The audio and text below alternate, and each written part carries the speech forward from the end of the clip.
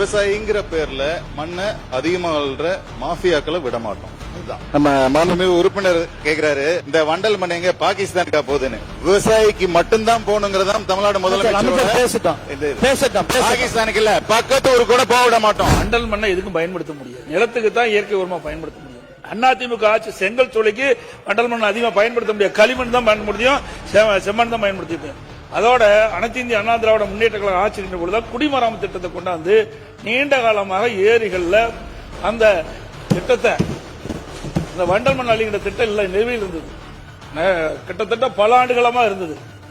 அதனால மழை காலத்தில் நீர் வீணாகாமல் தேக்கி வைப்பதற்காக, நிலத்தடி உயர்வதற்காகத்தான் இந்த குடிமராமத்து திட்டத்தை கொண்டாந்தோம்.